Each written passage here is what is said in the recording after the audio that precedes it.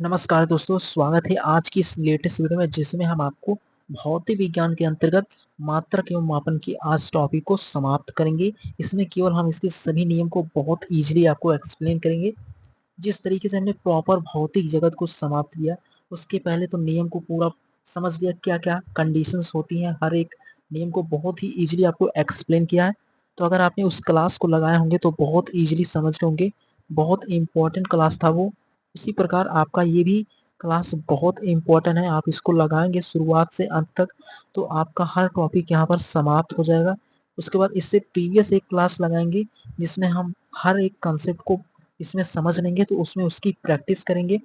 Practice question इसमें भी हम ऐड किए हैं ताकि आप हर एक नियम को समझने के बाद उसको क्वेश्चन को जब आप तुरंत कर लेंगे तो आपकी नियम भी आपको बहुत बेहतर तरीके से समझ में आ जाएंगे, हर कंसेप्ट क्लियर हो जाएगा। उसके इम्पोर्टेंट क्वेश्चन को जब करेंगे तो आप और बेहतर समझ पाएंगे। इसी पॉइंट ऑफ व्यू को समझाने के लिए हम इसमें क्वेश्चन को भी ऐड किया है। बाकी इसके इम्पोर्टेंट क्वेश्चन को भी हम डिस्कस करेंगे। ये आपका केवल कंसेप्ट के पॉइंट ऑफ व्यू से क्लास है, तो इसको शुरू से अंत आप देख लेते हैं, तो आप मात्रक और मापन के सभी टॉपिक को समाप्त कर देंगे एक ही क्लास में। और यहाँ से कोई भी क्वेश्चन बनेगा तो आप बहुत इजीली उनको कर पाएंगे, जिससे एग्जाम में यहाँ से क्वेश्चन भी बहुत अच्छे लेवल के बनते हैं। और यहाँ पर भी जो मात्रक एवं मापन है, यहाँ से एक या दो क्वेश्चन हर एक एग्जाम में बनेगा। जिस एग्जाम में भी फिजिक्स के क्वेश्चन यूनिट एंड मेजरमेंट से आएगा, उसके पॉइंट ऑफ व्यू से 2 मार्क्स का यहाँ पर क्वेश्चन जरूर बनता है। तो शुरू करते हैं आज का टॉपिक। फोकस सामने रखना, हर टॉपिक को आप बहुत बेहतर तरीके से समझेंगे और उसको एग्जाम्पल के थ्रू आपको क्वेश्चन की प्रैक्टिस भी कराएंगे। तो बस आप डट कर रहना, हर क्वेश्चन आप बहुत इजीली समझ पाएंगे। बहुत इंपॉर्टेंट है क्लास। शुरू करते हैं आज का पहला टॉपिक क्या है उसके बारे में। तो पहले हम प्रॉपर इसकी डेफिनेशन से लेकर हर एक टॉपिक को बहुत इजीली आपको एक्सप्लेन करेंगे। तो यहाँ पर मेंशन किया है, इसकी अगर परिभाषा पर हम जाएं तो यहाँ पर मेंशन किया है कि कोई भी राशि जिसे मापकर या संख्यात्मक रूप में व्यक्त किया जा सकता है उसे भौतिक राशि कहते हैं। तो भौतिक राशि को यानी कि कोई भी राशि होगा, आप उसको माप कर उसकी संख्यात्मक रूप को व्यक्त किया जा सकता है। यानी कि जैसे आप लेते हैं, यानी कि एक बुक को लेते हैं, उसको आप यानी कि तौलते हैं, तो उसका कुछ ना कुछ वेट आएगा। जैसे मान लेते हैं एक बुक का जो वेट आता है, एक किताब है आपकी फिजिक्स की, वो 5 किलोग्राम की है, तो 5 उसका संख्यात्मक मान हो जाएगा और किलोग्राम उसका क्या हो जाएगा, मात्रक। तो इस तरीके से इसकी प्रॉपर डेफिनेशन में यही मेंशन किया है, कोई भी राशि होगा जिसे आप माप कर उसके संख्यात्मक रूप में उसे व्यक्त किया जा सकता है, उसे ही भौतिक राशि कहते हैं। अगर सामान्य रूप में हम इसको डिस्कस करें तो ये क्या कहती है, यानी कि भौतिक राशि जो होता है वो न्यूमेरिक यानी कि जो उसका न्यूमेरिकल वैल्यू होता है और उसकी जो यूनिट होता है उसको बताता है क्या, भौतिक राशि।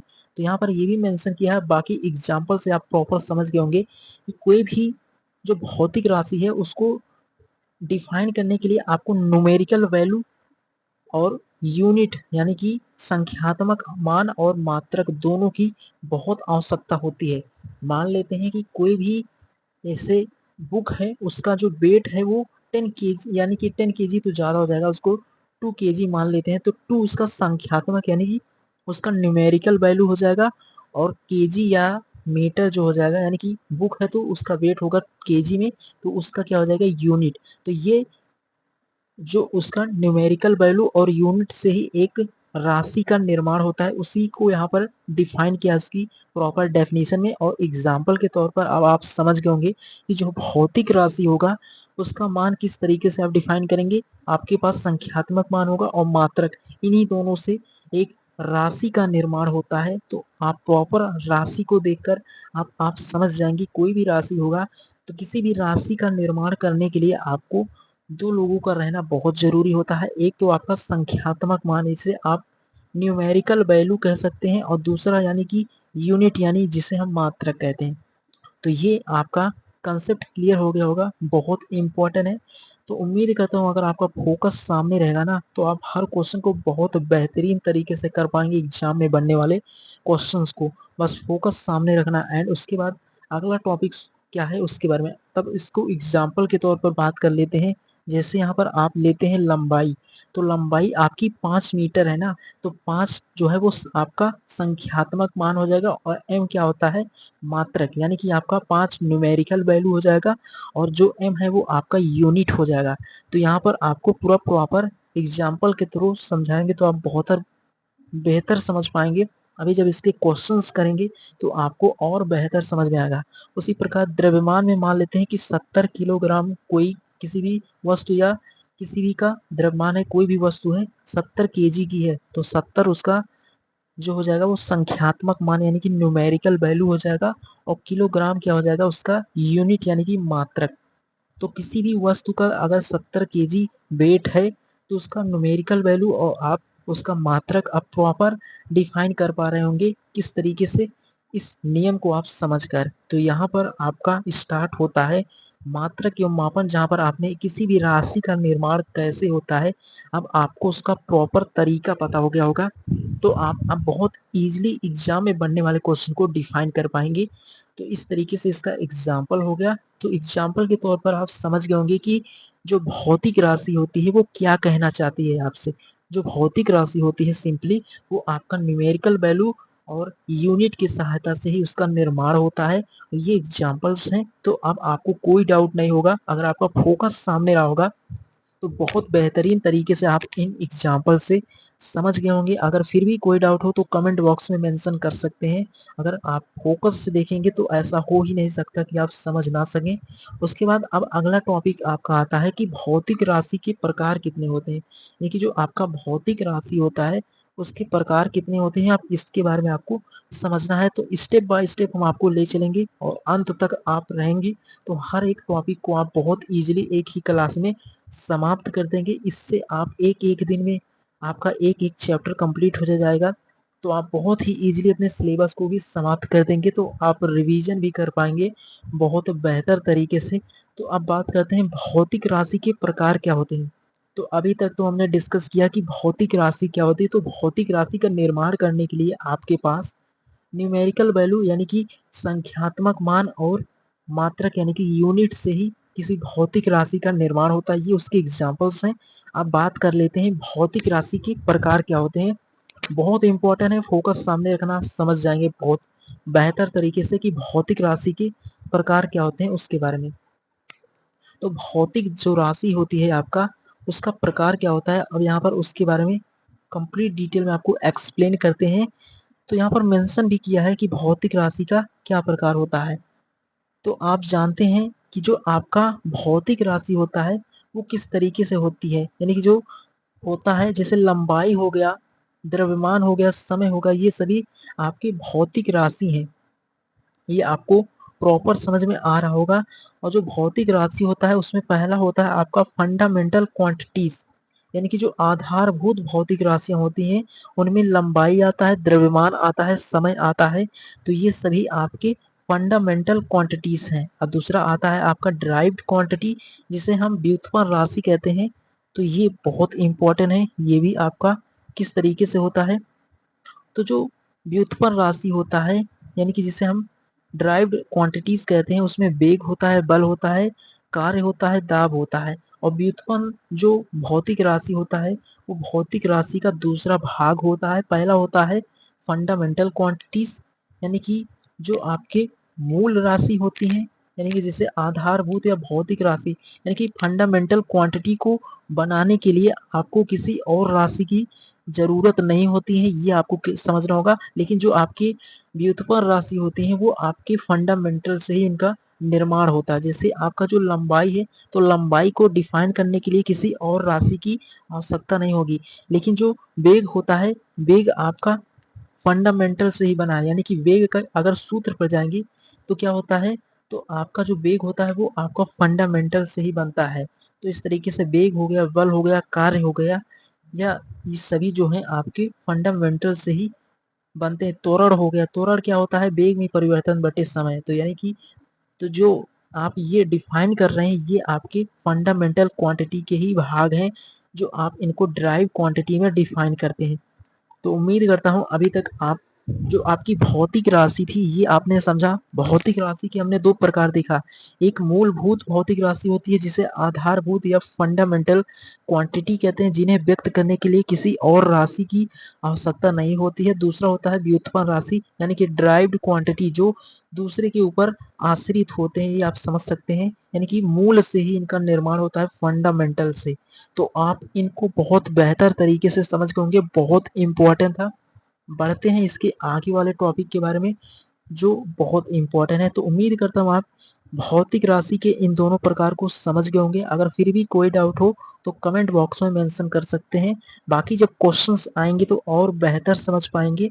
उसके बाद अगला टॉपिक आता है। तो अभी तक हमने दो टॉपिक को समाप्त किया। एक भौतिक राशि क्या होता है, भौतिक राशि को बनाने के लिए आपके पास न्यूमेरिकल वैल्यू यानी कि जो होता है आपका, और दूसरा होता है यूनिट, उनसे भौतिक राशि का निर्माण होता है। एक आपने पढ़ा फंडामेंटल उसके अंतर्गत, और एक ड्राइव।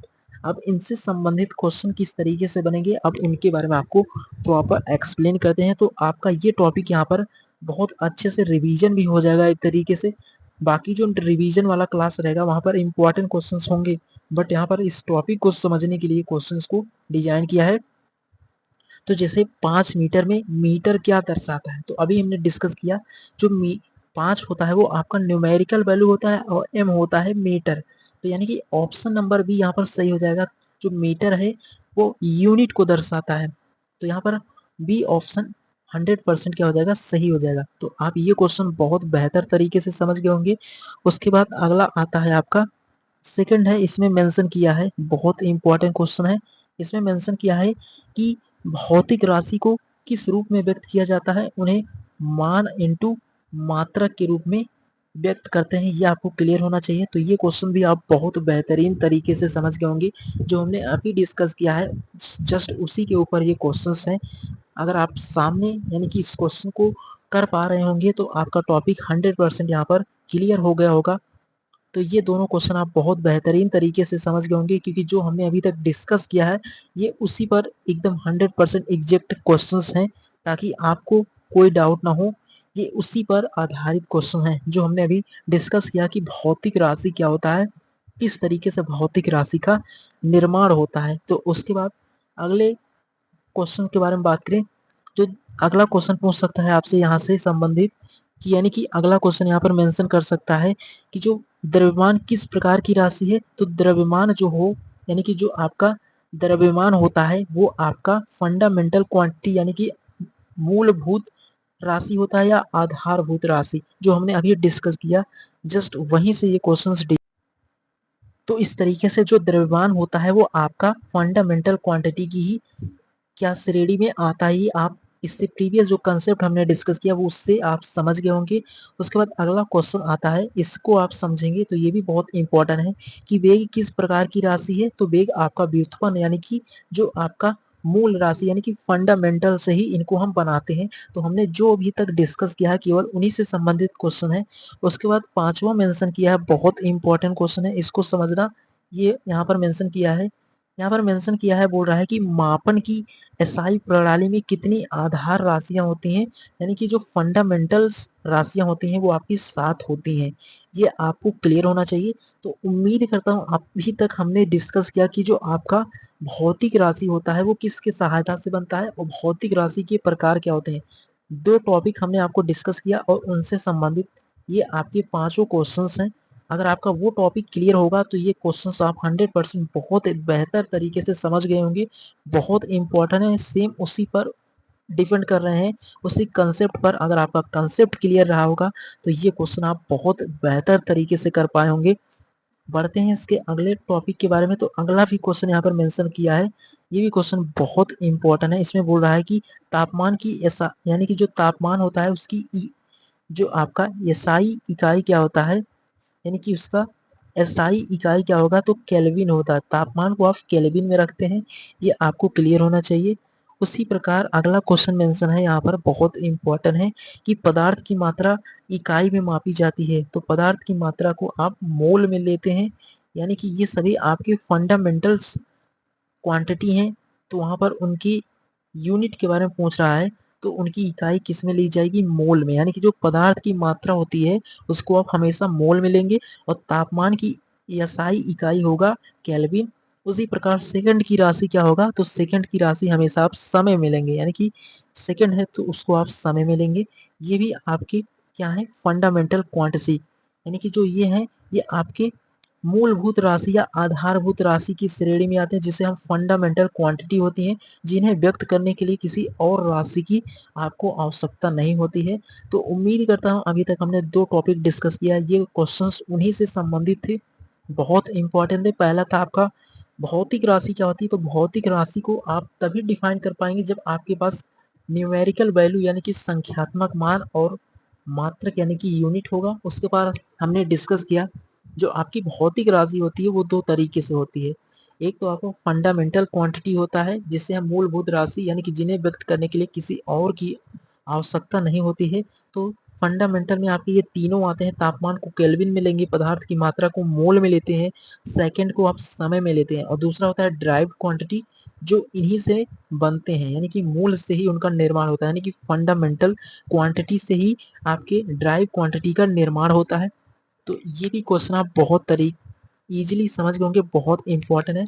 तो अभी तक हमने 2 ही कंसेप्ट किया है, बट आपके बहुत बेहतर तरीके से आप उनको समझ गए होंगे। पहले तो हमने उनको एग्जाम्पल के थ्रू आपको एक्सप्लेन किया, उसके बाद ये क्वेश्चंस हैं, तो इस तरीके से आप क्वेश्चन एग्जाम्पल से अब आपका ये टॉपिक पूरा क्लियर हो गया होगा, एक भी पॉइंट यहाँ पर मिस नहीं होगा। अगर आपको फिर भी कोई डाउट हो तो कमेंट बॉक्स में मेंशन कर सकते हैं। अब इसके बाद अगला टॉपिक आपका स्टार्ट होता है, उसके बारे में आपको प्रॉपर एक्सप्लेन करते हैं। तो अगला टॉपिक आता है आपका, जैसे एक क्वेश्चन आपका और है यहाँ पर मेंशन है, इसको भी आप कर लेते हैं। जो आपका कैंडेला होता है या प्रकाश की तीव्रता का क्या होता है, मात्रक होता है, ये भी आपके फंडामेंटल से ही आते हैं।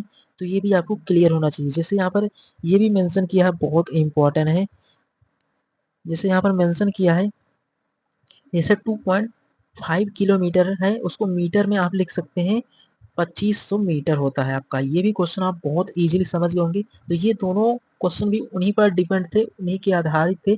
तो यहाँ पर हमारा एक यूनिट यानी कि एक तरीके के क्वेश्चन समाप्त होते हैं, यानी कि हमारा एक कंसेप्ट यहाँ पर समाप्त होता है। यानी कि हमने डिस्कस तो 2 उनके अंतर्गत भी किया है, बट एक तरीके का टॉपिक आपका समाप्त होता है जो कि था भौतिक राशि। क्या थी, भौतिक राशि के प्रकार। भौतिक राशि सिंपली आपका 2 तरीके से डिफाइन हुआ, एक फंडामेंटल क्वांटिटी, एक ड्राइव क्वांटिटी। उन्हीं के तरीके से क्वेश्चन को भी डिजाइन किया था। अगर आपका वो टॉपिक क्लियर होगा तो क्वेश्चंस तो आप बहुत बेहतर तरीके से समझ के होंगे। उसी प्रकार अब आपका अगला टॉपिक स्टार्ट होता है, बहुत इंपॉर्टेंट है, जो आपका है मात्रक, यानी कि यूनिट्स क्या होते हैं, यानी कि मात्रक क्या होते हैं, मात्रक के कितने प्रकार होते हैं। तो मात्रक का पहला प्रकार होता है, जो होता है वो होता है आधार मात्रक, यानी कि जिसे हम फंडामेंटल यूनिट्स कहते हैं। यानी कि ये कैसे होते हैं, इनकी प्रॉपर डेफिनेशन पे अगर जाएं तो ये आपके यहाँ पर इसके बारे में प्रॉपर मेंशन किया है कि वे मात्रक जो स्वतंत्र होते हैं, किसी और से प्राप्त नहीं किए जा सकते, यानी कि इनको किसी और से आप प्राप्त नहीं कर सकते हैं। ये भी फंडामेंटल, जैसे फंडामेंटल क्वांटिटी था उसी प्रकार आपके फंडामेंटल यूनिट भी है, जो स्वयं से यानी कि स्वतंत्र होते हैं अपने आप में, उनको बनाने के लिए किसी और यूनिट की आवश्यकता नहीं होगी। वहां पर राशि की बात था, यहाँ पर यूनिट के बारे में बात हो रहा है। तो इनको बनाने के लिए किसी और यूनिट के बारे में आपको नहीं क्लियर करना होगा, ये स्वयं स्वतंत्र होते हैं और इनको बनाने के लिए किसी और यूनिट की आवश्यकता नहीं होगा। तो इस तरीके से आप इसको समझ गए होंगे। उसके बाद इसके आगे टॉपिक के बारे में डिस्कस करें तो आगे बात करते हैं, जो भौतिक राशि में एसआई मात्रक का प्रतीक होता है, जैसे मीटर के लिए आप एम लेंगे, उसी प्रकार समय के लिए सेकंड होता है, समय सेकंड का एस होता है। उसी प्रकार द्रव्यमान के लिए आप क्या लेंगे, किलोग्राम लेंगे। तो इस तरीके से आपकी जो एसआई मात्रा का प्रतीक होता है वो क्या होता है, यहाँ पर मेंशन किया है। ये भी आप बहुत बेहतर तरीके से समझ गए होंगे, बहुत इंपॉर्टेंट है। बढ़ते हैं इसके आगे, और आपके एसआई क्या है, यूनिट्स हैं। तो यहाँ पर प्रॉपर आपके सभी एसआई यूनिट्स को मेंशन किया है, जिससे पदार्थ की मात्रा को जो आप लेंगे वो मोल में लेते हैं, हमेशा आपको क्लियर होना चाहिए। उसी प्रकार लंबाई को आप मीटर में लेंगे और द्रव्यमान को आप किलोग्राम में लेंगे। ये भी आपको क्लियर होना चाहिए। और समय को हमेशा आप सेकंड में लेंगे, और सेकंड में लेंगे। उसके बाद जो आपका तापमान होगा उसको आप केल्विन में लेंगे। उसके बाद विद्युत धारा को आप एम्पियर, जिसको आप कैपिटल ए में निरूपित या प्रदर्शित कर सकते हैं। उसके बाद प्रकाश की तीव्रता को आप कैंडेला, जिसे स्मॉल सी और स्मॉल डी से प्रदर्शित करते हैं। तो इस तरीके से ये आपके भौतिक राशि की एसआई मात्रक के प्रतीक हैं, जो बहुत इंपॉर्टेंट है इन मात्रकों को डिफाइन करने के लिए, यानी कि ये स्वतंत्र होते हैं और इनको डिफाइन करने के लिए किसी और मात्रक की आवश्यकता नहीं होगी। यहाँ पर इसके प्रॉपर डेफिनेशन में मेंशन भी किया है, यानी कि वे मात्रक जो स्वतंत्र होते हैं और जिन्हें प्राप्त करने के लिए किसी और की आवश्यकता नहीं होगी, वो पूर्ण रूप से स्वतंत्र होते हैं। तो इस तरीके से आप इनको समझ गए होंगे, बहुत इंपॉर्टेंट है। तो अभी तक हमने ये सीखा कि जो भौतिक राशि होती है क्या थी, उसके बारे में समझ लिया। भौतिक मात्रक के बारे में समझा। तो मात्रक आपके इस तरीके से होते हैं 7। इन सातों को प्रदर्शित किस तरीके से करते हैं उनके बारे में प्रॉपर समझ लिया, और इनको व्यक्त करने के लिए और किसी यूनिट की आवश्यकता नहीं होगी, ये पूर्ण रूप से स्वतंत्र होते हैं। तो ये टॉपिक आपके यहाँ तक क्लियर होते होंगे। तो उम्मीद करता हूँ आप यहाँ तक सभी टॉपिक को बहुत बेहतर तरीके से समझ गए होंगे, बहुत इंपॉर्टेंट है। उसके बाद बढ़ते हैं अगले टॉपिक के बारे में, जो कि अगला है आपका व्युत्पन्न मात्रक, यानी कि जिसे ड्राइव यूनिट कहते हैं। ये बहुत इंपॉर्टेंट है कि व्युत्पन्न मात्रक क्या होता है, इसके बारे में आपको प्रॉपर समझना होगा। तो जो आपका ड्राइव्ड क्वांटिटी थी, उसी प्रकार आपका ड्राइव यानी कि व्युत्पन्न मात्रक भी होते हैं। और ये मात्रक जो होते हैं, ये आपके क्या होते हैं, जो होते हैं वो आपके फंडामेंटल यूनिट पर ही डिपेंड करते हैं। उन्हीं की सहायता से भी इनका भी निर्माण होता है। जिस प्रकार फंडामेंटल क्वांटिटी का निर्माण होता था ड्राइव, यानी कि जो ड्राइव क्वांटिटी थी वो फंडामेंटल के ऊपर डिपेंड थी, उसी प्रकार आपका फंडामेंटल क्वांटिटी के ऊपर ही ड्राइव यूनिट डिपेंड करती हैं। और इसमें जैसे बात कर लेते हैं, जैसे यहाँ पर मेंशन भी किया है, ये आपको समझना होगा। जो क्षेत्रफल होता है, क्षेत्रफल को हम किस में लेते हैं, तो क्षेत्रफल को आप मीटर में लेंगे, उसका स्क्वायर करेंगे। वेग के लिए मीटर प्रति सेकंड होता है। तो जो मीटर प्रति सेकंड आया वेग, वो आपका जो मीटर होता है, और सेकंड सेकंड समय का होता है। तो यानी कि जो आपके हमने डिस्कस किया इससे प्रीवियस, जो आपके फंडामेंटल यूनिट है उन्हीं से संबंधित ये है। तो अगर आपकी वो होंगे तो उन्हीं से संभव आपके ये भी होंगे, यानी कि जो ड्राइव यूनिट होगा वो फंडामेंटल के ऊपर ही डिपेंड हो रहे हैं, क्योंकि उन्हीं से इनका निर्माण हो रहा है। तो ये भी आप बहुत बेहतर तरीके से समझ गए होंगे। अगर आपको फिर भी डाउट हो तो कमेंट बॉक्स में पूछ सकते हैं। उसके बाद तीसरी जो यूनिट आती है वो आपका होता है पूरक मात्रक, यानी कि जो होते हैं ये पूरक मात्रक भी बहुत इंपॉर्टेंट होता है। ये क्या होता है, किस तरीके से होता है, तो पूरक मात्रक आपका होता है सप्लीमेंट्री यूनिट। यानी कि सप्लीमेंट्री यूनिट में आपके दो होते हैं, एक समतल कोण होता है और एक घन कोण होता है। समतल कोण का जो मात्रक होगा वो हमेशा रेडियन में होगा, और घन कोण का मात्रक स्टेरेडियन होगा। ये प्रॉपर आपको समझना था। तो हमने अभी तक देखा कि जो पहले तो भौतिक राशियों को किस तरीके से हमने डिफाइन किया, उनके बारे में प्रॉपर समझ लिया। उसी प्रकार भौतिक मात्रक के बारे में भी हमने समझा कि मात्रक में आपके फंडामेंटल यूनिट्स क्या थे, उनके बारे में प्रॉपर आपने समझ लिया। और उसके बाद ड्राइव्ड यूनिट के बारे में समझ लिया। उसके बाद सप्लीमेंट्री यूनिट क्या है उनके बारे में समझ लिया। सप्लीमेंट्री यूनिट यानी कि पूरक मात्रक आपके दो होते हैं, समतल कोण को हम रेडियन में लेते हैं और घन कोण को स्टेरेडियन में। तो इस तरीके से आपका टॉपिक ये भी यहाँ पर समाप्त होता है। जो आपकी भौतिक राशि थी और भौतिक मात्रक, यहाँ पर दोनों समाप्त होते हैं। लेकिन अब इनके क्वेश्चन किस तरीके से बनते हैं उनके बारे में आपको प्रॉपर एक्सप्लेन करते हैं। तो उनके क्वेश्चंस को कर लेते हैं। बाकी आपका ये कंसेप्ट वाला पार्ट एक पार्ट में, इसको पहले हम इतना आपको बहुत इजीली इन क्वेश्चन को आप रिवीजन करना, इनके टॉपिक को समझना। उसके बाद इसके और कंसेप्ट को नेक्स्ट लेक्चर में आपको कंटिन्यू करेंगे, क्योंकि आपको इनका दो पार्ट में मिलेंगे कंसेप्ट, ताकि आप इनको बहुत बेहतर तरीके से क्वेश्चन किए हैं तो उनका रिवीजन भी आपको करना रहेगा। लेकिन इनके क्वेश्चन को आपको समझना है किस तरीके से इनके क्वेश्चंस आएंगे। तो इनके क्वेश्चन इस लेवल के बनते हैं, इनको आपको समझना है। जैसे बल का एसआई मात्रक न्यूटन होता है, ये आपको क्लियर होना चाहिए। ये क्वेश्चंस हैं आपके यूनिट से संबंधित। उसमें दूसरा क्वेश्चन पूछ सकता है कि कार्य का एसआई मात्रक क्या होता है, जूल होता है, ऊर्जा का एसआई मात्रक जूल होता है, दोनों का सेम होता है। उसके बाद अगला क्वेश्चन बन सकता है, अगला क्वेश्चन आपसे पूछ सकता है कि दाब का एसआई मात्रक क्या होता है। तो दाब का जो एसआई मात्रक होता है वो पास्कल होता है, और विद्युत आवेश का मात्रक कूलाम होता है। और रेडियन किसका मात्रक होता है, तो समतल कोण का, जो अभी अभी हमने डिस्कस किया। तो अभी तक हमने जो टॉपिक डिस्कस किया उन्हीं से संबंधित ये क्वेश्चंस थे। तो ओवरऑल हमने भौतिक राशि को देखा और भौतिक मात्रक के, यानी कि भौतिक राशि में भौतिक राशि का निर्माण किस तरीके से होता है। भौतिक राशि आपकी दो तरीके की थी, एक फंडामेंटल क्वांटिटी थी और दूसरा ड्राइव क्वांटिटी थी। तो फंडामेंटल यानी कि जो आपका फंडामेंटल क्वांटिटी थी उसको बनाने के लिए किसी और राशि की जरूरत नहीं थी, लेकिन जो ड्राइव क्वांटिटी यानी कि व्युत्पन्न राशि थी वो उसी के ऊपर आश्रित होता है, यानी कि निर्भर होता है। तो उनके क्वेश्चंस को भी बहुत इजीली आपको एक्सप्लेन किया। उसके बाद हमने देखा फंडामेंटल यूनिट क्या होता है, और उसके बाद ड्राइव यूनिट क्या होता है, सप्लीमेंट्री यूनिट्स क्या होते हैं। तो इनके बारे में प्रॉपर इनके कंसेप्ट को समझा, इनके क्वेश्चन को भी आपको बहुत इजीली एक्सप्लेन किया। तो आज की क्लास को यहीं पर समाप्त करते हैं। आप इनका बहुत अच्छे से नोट्स बना लेना और इनका रिवीजन करते रहना, क्योंकि हमने कंसेप्ट के साथ इनके क्वेश्चन को दिया है, लेकिन जब प्रॉपर क्वेश्चंस की प्रैक्टिस कराएंगे तो वहाँ पर और अच्छे लेवल के क्वेश्चंस रहेंगे। ये तो आपकी कंसेप्ट पक्के करने के लिए क्वेश्चन थे, ताकि आप समझ सकें कि क्या होता है आपका फंडामेंटल यूनिट, उनके क्वेश्चन किस तरीके से बनते हैं। तो यहाँ पर क्वेश्चन अब आपको देखने से क्लियर हो गए होंगे कि इस लेवल के क्वेश्चंस बनते हैं। तो आज के लेक्चर में बस इतना ही। इनका बहुत अच्छे से रिवीजन करना, किसी भी एग्जाम की तैयारी करें अगर उसमें फिजिक्स के क्वेश्चंस बन रहे होंगे तो उनके लिए इंपॉर्टेंट होगा।